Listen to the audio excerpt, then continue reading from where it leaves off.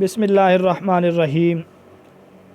آج کا ہمارا یہ لیکچر علوم حدیث اور حدیث کے متعلق اور اس کے متعلق جو مختلف کتب میں اہم سوالات ہیں وہ اکٹھے کر کے آپ کے سامنے رکھنے ہیں۔ انشاءاللہ امید ہے کہ اگر آپ ان سوالات کو یاد کر لیں گے تو یہ سوالات انتہائی نقطہ نگاہ سے اہم بھی ہیں اور بہت زیادہ چانسز بھی ہیں کہ یہی سوالات امتحان میں پوچھے جائیں گے۔ تو آج کا ہمارا پہلا سوال، پہلا شخص جس نے اسناد حدیث کی تفتیش کی وہ کون ہے؟ تو وہ ہیں عامر شعبی۔ یہ پہلے شخص ہیں جنہوں نے اسناد حدیث کی تفتیش کی ہے۔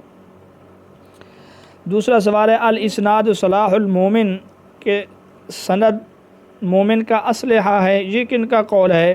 تو یہ حضرت سفیان ثوری رحمۃ اللہ علیہ کا قول ہے۔ بعض کتابوں میں آپ کو امام شافعی رحمۃ اللہ علیہ بھی لکھا ہوا ملے گا، وہ درست نہیں ہے۔ اگلا سوال یہ ہے امام غزالی رحمۃ اللہ علیہ کب پیدا ہوئے تھے؟ تو امام غزالی رحمۃ اللہ علیہ 1058 عیسوی میں اور 450 ہجری میں پیدا ہوئے۔ امام غزالی رحمۃ اللہ علیہ فقہ شافعی سے تعلق رکھتے تھے۔ اگلا سوال یہ الاسناد من الدین، یہ کس کا قول ہے؟ تو الاسناد من الدین حضرت عبداللہ بن مبارک رحمۃ اللہ علیہ کا قول ہے۔ اگلا سوال معرفت الرجال نصف العلم، کس کا قول ہے؟ علی بن مدینی کا ہے۔ یہ اقوال لازمی یاد رکھیں، انہی اقوال میں سے پوچھا جا سکتا ہے۔ اگلا سوال یہ طلب الاسناد العالی سنت صحیحہ، یعنی سند عالی کو طلب کرنا، عالی سند کے لیے کوشش کرنا، یہ سنت ہے، یہ کس کا قول ہے؟ یہ ہے امام حاکم رحمۃ اللہ علیہ کا۔ سند عالی سے مراد یہ ہے کہ ایک ہی حدیث ہو اور وہ دو روایات سے مروی ہوں، اور ایک سند کے اندر راوی زیادہ ہیں اور ایک سند کے اندر راوی کم ہیں، تو جس حدیث کی سند میں راوی کم ہوں گے اس کو کہیں گے سند عالی۔ مثلا ایک مثال میں عام روٹین میں دے دیتا ہوں کہ ایک بات مجھے پہنچی ہے 3 یا 4 بندوں کے واسطے سے، میں چاہتا ہوں کہ وہ بات مجھے ذرا شارٹ ہو کے ایک بندے کے واسطے سے پہنچے، اس چیز کے لیے طلب کرنا، اس چیز کے لیے جستجو کرنا سنت صحیحہ ہے، امام حاکم رحمۃ اللہ علیہ فرماتے ہیں۔ یہی وجہ ہے کہ علماء حدیث، طلباء حدیث بڑے بڑے بزرگوں سے جاتے ہیں سند حدیث کی اجازت لینے کے لیے، کیونکہ اگر ان کے ایک سلسلے سے آپ صلی اللہ علیہ وسلم تک 30-40 واسطے ہیں تو بعض سلسلے مختصر ہو جاتے ہیں، جہاں پہ 15 واسطے ہو جاتے ہیں، 20 واسطے ہو جاتے ہیں وغیرہ۔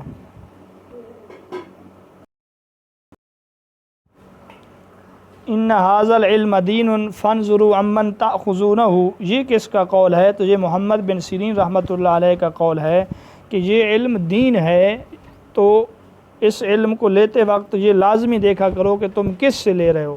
تو یہ بھی اسناد کے متعلق ایک اور علم اصول حدیث کے متعلق ایک اہم اور مشہور قول ہے کہ اگلے بندے کو دیکھو، یہ کوئی معمولی بات نہیں ہے، معمولی چیز نہیں ہے، یہ تو دین ہے، اور دین کے سلسلے میں اگلے کے کردار کو، اس کو دیکھو وہ کس قسم کا بندہ ہے۔ تو یہ محمد بن سیرین رحمۃ اللہ علیہ کا قول ہے۔ موضوعات الکبریٰ کس کی کتاب ہے؟ موضوع حدیثوں پر مشتمل یہ کتاب ہے حضرت مولا علی قاری رحمۃ اللہ علیہ کی۔ مولا علی قاری رحمۃ اللہ علیہ فقہ حنفی سے تعلق رکھتے ہیں۔ اگلا سوال المصوّع کس کتاب کی شرح ہے؟ تو المصوّع عربی زبان میں معطا کی شرح ہے، شاہ ولی اللہ اس کے مؤلف ہیں۔ فقہ السنہ کے مصنف کون ہے؟ تو فقہ السنہ کے مصنف سید سابق، جبکہ فقہ الزکوٰۃ کے مصنف یوسف قرضاوی ہیں۔ ایسی حدیث جو صحابی کی طرح منسوب ہو اسے کیا کہتے ہیں؟ اسے موقوف کہتے ہیں۔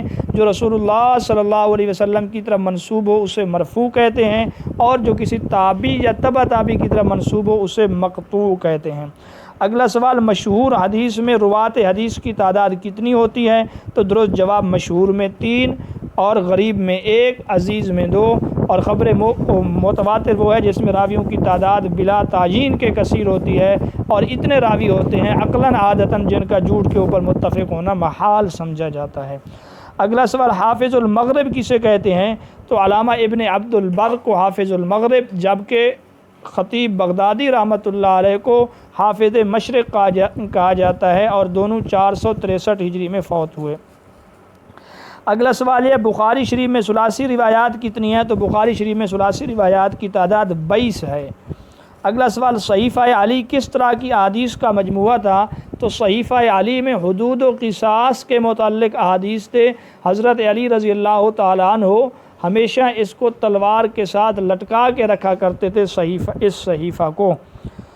اگلا سوال یہ، سندھ کی وہ ہستی جو سیاہ ستہ کی تمام کتب کا شارح ہے یا جس کو تمام کتب کے شارح ہونے کا اعزاز حاصل ہے، وہ ہیں ابو الحسن سندھی، جن کو ابو الحسن ٹھٹوی بھی کہا جاتا ہے۔ یہ سندھ کی وہ مشہور ہستی ہیں جنہوں نے سیاہ ستہ کی ہر کتاب کا شرح کیا ہے اور شرح لکھی ہے ہر کتاب کی۔ اگلا سوال یہ، کس محدث نے سیاہ ستہ کا اردو ترجمہ کیا ہے؟ تو وہ ہیں وحید الزمان۔ تو آپ ایک بار پھر ان دونوں سوالوں کو غور سے سن لیں۔ ایک ہیں سندھ کی وہ ہستی جو سیاہ ستہ کی کتب کے شارح ہیں، وہ ہیں ابو الحسن ندوی، اور ایک ہیں وہ محدث جنہوں نے سیاہ ستہ کا اردو ترجمہ کیا ہے، وہ ہے وحید الزمان۔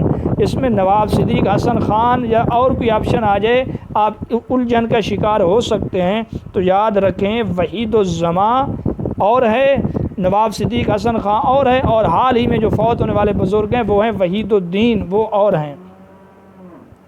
اگلا سوال ہے، عون الباری کس کی کتاب ہے؟ تو عون الباری شرح بخاری نواب صدیق حسن خان کی ہے۔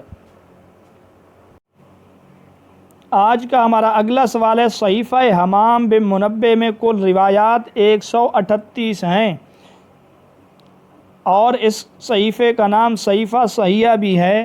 حال ہی میں اس صحیفہ کو دریافت کرنے والے بزرگ کا نام ڈاکٹر حمید اللہ ہے۔ مشکات المصابیح کا ترجمہ کس مستشرق نے کیا؟ تو اس کا درست جواب ہے رابسن نامی مستشرق نے مشکات المصابیح کا انگلش میں ترجمہ کیا ہے۔ اگلا سوال یہ، ایک حدیث کی خاطر ملک شام کا 1 ماہ تک کا سفر کس نے کیا؟ تو درست جواب حضرت جابر بن عبداللہ رضی اللہ تعالی عنہ نے۔ حضرت جابر بن عبداللہ رضی اللہ تعالیٰ عنہ سے مروی روایات 1540 ہیں۔ سب سے پہلے مسند کس نے لکھی ہے؟ وہ ہیں نعیم بن حماد، جنہوں نے سب سے پہلے مسند لکھی ہے۔ مرقات الصعود شرح ابو داود کتاب کی شرح ہے، اس کے مصنف ہیں علامہ جلال الدین سیوطی رحمۃ اللہ علیہ۔ عظمت حدیث کتاب کے مصنف کا نام عبد الغفار حسن۔ مسند الیہ کے لحاظ سے یعنی حدیث کی نسبت کس کی طرف ہے، اس لحاظ سے حدیث کی کتنی قسمیں ہیں؟ تو 4 قسمیں، حدیث قدسی، اور اس کے بعد حدیث مرفوع، حدیث موقوف اور حدیث مقطوع۔ تاریخ الروات کے مصنف کون ہیں؟ تو تاریخ الروات کے مصنف ہیں یحییٰ بن معین رحمۃ اللہ علیہ۔ بر صغیر میں منکر حدیث جو تھے وہ عبداللہ چکڑالوی، غلام پرویز، یہ بڑے منکر حدیث تھے بر صغیر میں۔ اگلا سوال، المسند الکبیر کس کتاب کو کہتے ہیں؟ تو مسند دارمی کو مسند کبیر بھی کہتے ہیں، سنن دارمی بھی کہتے ہیں۔ اس میں 15 ثلاثی روایات ہیں۔ یہ وہ کتاب ہے جس کو بعض علماء سنن ابن ماجہ کی بجائے سیاہ ستہ میں شمار کرتے ہیں۔ اصول حدیث پر پہلی باقاعدہ کتاب کون سی ہے؟ تو اصول حدیث پر پہلی باقاعدہ کتاب ہے قاضی امام محمد رامہ ارمذی کی المحدث الفاصل بین الراوی والوائی۔ اگلا سوال، جرح کے کتنے مراتب ہیں؟ تو جرح کا لغوی معنی زخمی کرنا، راوی کے اندر عیب لگانے کو جرح کہتے ہیں۔ اس کے 3 مراتب ہیں، ادنا درجے میں، درمیانے درجے میں اور اعلیٰ درجے کی جرح۔ اسی طرح تعدیل کے بھی 3 مراتب ہیں، ادنا درجے کی تعدیل کرنا، اوسط درجے کی تعدیل کرنا اور اعلیٰ درجے کی تعدیل کرنا۔ بیان کرنے والے کے مقصود کو کیا کہا جاتا ہے؟ تو بیان کرنے والے کے مقصود کو متن کہتے ہیں۔ مسند امام احمد بن حنبل کے کتنے ابواب ہیں؟ تو 172 ابواب ہیں، 30,000 روایات ہیں مسند امام احمد بن حنبل رحمۃ اللہ علیہ میں۔ حضرت انس رضی اللہ تعالی عنہ کی مرویات کس تابعی نے لکھی ہیں؟ تو ان کا نام ہے حضرت ابان۔ حضرت انس بن مالک سے 2286 روایات مروی ہیں۔ اگلا سوال، تعجیل المنفعہ کے مصنف کون ہیں؟ تو اس کے مصنف ہیں ابن حجر رحمۃ اللہ علیہ۔ اگلا سوال یہ، قوت و مرتبے کے لحاظ سے صحیح کی کتنی قسمیں ہیں؟ تو قوت و مرتبے کے لحاظ سے صحیح کی 7 قسمیں ہیں۔ اس کا مقصد یہ ہے یعنی ایک حدیث صحیح جو ہے وہ بخاری میں ہے، ایک صحیح حدیث مسلم میں ہے، ایک ان دونوں کے علاوہ ہے، تو اس میں پہلا درجہ کس کا ہوگا، دوسرا کس کا ہوگا، تیسرا کس کا ہوگا، اس لحاظ سے 7 درجے ہیں۔ سب سے پہلا درجہ اس صحیح کا ہے جو دونوں میں ہے، پھر اس کا ہے جو مسلم میں ہے، بخاری میں ہے، پھر مسلم میں ہے، اسی طرح 7 درجے ہیں۔ اگلا سوال یہ ثقہ راوی یعنی مضبوط راوی اگر ضعیف راوی کی مخالفت کرتے ہوئے حدیث بیان کرے تو ثقہ راوی کی روایت کو معروف کہیں گے، جبکہ اس ضعیف راوی کی روایت کو منکر کہیں گے۔ مدرج المتن یعنی متن کے اندر اضافے اور زیادتی کو یعنی متن کے اندر ایسے الفاظ داخل کر دینا جو حدیث کا حصہ نہ ہوں، اس کی کتنی قسمیں؟ 3۔ متن کے شروع میں الفاظ داخل کر دے، متن کے درمیان میں الفاظ داخل کر دے، یا متن کے آخر میں الفاظ داخل کر دے، اس کو کہتے ہیں مدرج المتن۔ باقاعدہ طور پر تدوین حدیث کا شہرہ کس کے سر ہے؟ تو وہ ہیں ابن شہاب زہری رحمۃ اللہ علیہ، باقاعدہ طور پر تدوین حدیث کا شہرہ ان کے سر ہے۔ حدیث کے مطابق اللہ کا دایاں ہاتھ زمین پر حجر اسود ہے، حدیث کے مطابق زمین پر اللہ کا سایہ سلطان عادل ہے۔ عمدۃ القاری کے مصنف کون ہیں؟ عمدۃ القاری کے مصنف علامہ بدر الدین عینی، فتح الباری کے مصنف علامہ ابن حجر عسقلانی ہیں۔ علامہ بدر الدین عینی کا تعلق فقہ حنفی سے، جبکہ علامہ ابن حجر رحمۃ اللہ علیہ کا تعلق فقہ شافعی سے ہے۔ مقدمہ ابن صلاح کس فن کی کتاب ہے؟ تو یہ اصول حدیث کی کتاب ہے۔ حدیث کا لغوی معنی کیا ہے؟ تو حدیث کا لغوی معنی ہے گفتگو، بات چیت۔ 2 صدی ہجری میں جس کتاب کو بہت شہرت حاصل ہوئی تو وہ ہے موطا۔ اس موطا میں 1720 روایات ہیں۔ اس موطا کو ام الصحیحین یعنی بخاری اور مسلم کے لیے بنیاد اور جڑ بھی کہتے ہیں۔ اگلا سوال اسماء الرجال اور فن جرح تعدیل کا تعلق ہے حدیث سے، یعنی علم حدیث سے ان کا تعلق ہے۔ اگلا سوال سنن ابن ماجہ میں ثلاثی روایات کی تعداد 5 ہے۔ یہ وہ کتاب ہے جس میں 4000 احادیث ہیں اور اس کتاب میں تکرار نہیں ہے۔ سیاہ ستہ کی 6 کتابوں میں یہ آخری کتاب ہے۔ اس کے مصنف 273 ہجری میں فوت ہوئے تھے۔ اگلا سوال حدیث کی کتنی قسمیں ہیں؟ تو حدیث کی 3 قسمیں ہیں، قولی، فعلی، تقریری۔ امام نسائی رحمۃ اللہ علیہ سنن نسائی کے مصنف کب فوت ہوئے؟ تو ان کی وفات 303 ہجری ہے، جبکہ پیدائش 215 ہجری ہے۔ اگلا سوال امام بخاری رحمۃ اللہ علیہ کا سن ولادت 194 ہجری، ہارون الرشید کی وفات 193، امام بخاری رحمۃ اللہ علیہ کی وفات 256 اور ابو نصر فارابی کی پیدائش بھی 256 ہے۔ حضرت ام سلمہ رضی اللہ تعالی عنہ سے مروی روایات کی تعداد 378 ہے۔ حضرت حفصہ رضی اللہ تعالی عنہ سے مروی روایات 60، جبکہ حضرت انس رضی اللہ تعالی عنہ سے مروی روایات 2286۔ حضرت ابوبکر صدیق رضی اللہ تعالی عنہ سے مروی روایات 142، حضرت عثمان غنی رضی اللہ تعالی عنہ سے 146، حضرت عمر رضی اللہ تعالی عنہ سے 539، جبکہ حضرت علی رضی اللہ تعالی عنہ سے مروی روایات کی تعداد 586 ہے۔ اگلا سوال یہ تدلیس کی کتنی قسمیں ہیں؟ تدلیس کی قسمیں ہیں 3۔ تدلیس کا لغوی معنی ہے سامان کے عیب کو مشتری سے چھپانا، یعنی خریدنے والے سے سامان کے عیب کو چھپانا، اس کو کہتے ہیں تدلیس۔ اور تدلیس کی قسمیں ہیں 3، تدلیس تسویہ، تدلیس اسناد اور تدلیس شیوخ۔ اگلا سوال یہ حضرت زینب بنت جحش رضی اللہ تعالی عنہ سے مروی روایات کی تعداد 11 ہے۔ حضرت جویریہ رضی اللہ تعالی عنہ یہ غزوہ بنو مصطلق کے موقع پہ گرفتار ہوئی تھیں۔ حضرت ثابت بن قیس کے حصے میں آئیں، 9 اوقیہ چاندی پر انہوں نے ان کو مکاتبہ بنا لیا تھا۔ یہ آپ صلی اللہ علیہ وسلم کے پاس آئیں، آپ نے ان سے نکاح کیا۔ ان سے مروی روایات 10 ہیں۔ حضرت ام حبیبہ رضی اللہ تعالی عنہ سے مروی روایات 65 ہیں۔ حضرت میمونہ رضی اللہ تعالی عنہ سے مروی روایات 46 ہیں۔ حضرت سودا بنت زمعہ رسول اللہ صلی اللہ علیہ وسلم کی دوسری اہلیہ، ان سے مروی روایات کی تعداد 5 ہے۔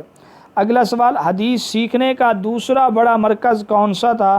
تو تو دوسرا مرکز مکہ، جبکہ پہلا مرکز مدینہ اور تیسرا مرکز کوفہ۔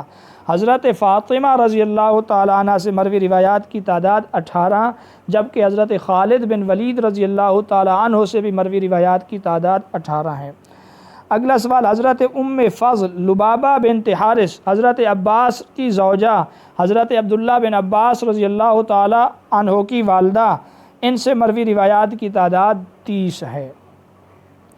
اگلا سوال یہ ہے جس کتاب میں فقط احکام والی روایات ہوں، احکام والی احادیث ہوں، اس کو کیا کہتے ہیں؟ اس کو سند کہتے ہیں، اور جس حدیث کے اندر ایک موضوع کے متعلق روایات ہوں اس کو جز کہتے ہیں، اور اگر کسی حدیث میں کسی ایک شخص کی روایات جمع ہوں تو اس کو مفرد کہتے ہیں، اور اگر کسی شخص نے احادیث کو اپنی کتاب میں صحابہ کے ترتیب سے جمع کیا ہو، چاہے حروف تہجی کی ترتیب کا لحاظ رکھتے ہوئے، یا صحابہ کے افضلیت کا لحاظ رکھتے ہوئے، یا صحابہ کے قبول اسلام کا لحاظ رکھتے ہوئے، تو اس کو کہتے ہیں مسند۔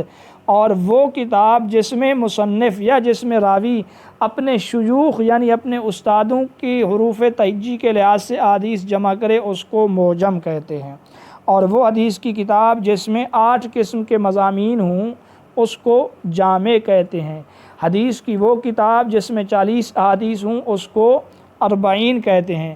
حدیث کی وہ کتاب جو فقہی ترتیب پر ہو، اس کے ساتھ ساتھ اس میں اقوال صحابہ، اقوال تابعین یا مصنف کے اپنے اقوال اور فتاوی وغیرہ بھی ہوں تو اس کو موطا کہتے ہیں۔ اگلا سوال یہ موطا میں کل احادیث کی تعداد کتنی ہے؟ تو موطا میں 1720 ہے۔ حضرت ام ہانی جن کا نام ہند ہے، بعض روایات کے مطابق نام فاختہ ہے، ان سے مروی روایات 46 ہیں۔ حضرت ابو طالب کی بیٹی حضرت علی رضی اللہ تعالی عنہ کی یہ بہن تھیں۔ حضرت اسماء بنت عمیس رضی اللہ تعالی عنہ سے مروی روایات 60، جبکہ حضرت اسماء بنت ابی بکر رضی اللہ تعالی عنہا سے مروی روایات کی تعداد 56 ہے۔ اگلا سوال یہ اسد الغابہ کے مؤلف کون ہیں؟ تو علامہ ابن اسیر جن کی الکامل فی التاریخ بھی ہے۔ اگلا سوال الجامع الصغیر فی الاحادیث البشیر والنذیر کے مؤلف کون ہیں؟ تو علامہ جلال الدین سیوطی رحمۃ اللہ علیہ ہیں۔ اگلا سوال جس حدیث کی سند یا متن میں راوی تقدیم و تاخیر کر دے اسے کیا کہتے ہیں؟ اس کو مدرج کہتے ہیں۔ مدرج کی 3 قسمیں ہیں۔ تو یہ تھے آج کے ہمارے وہ سوالات۔ اگر آپ ان سوالات کو یاد کر لیں انشاءاللہ امید ہے کہ آپ کا پیپر ان سے باہر نہیں ہوگا۔ انشاءاللہ مزید بھی 1 سے 2 لیکچر ہم اصول حدیث اور علم حدیث پر آپ کے سامنے رکھیں گے۔ آپ کی تیاری کے لیے یہی مواد کافی ہوگا۔ اجازت دیجیے، اللہ حافظ۔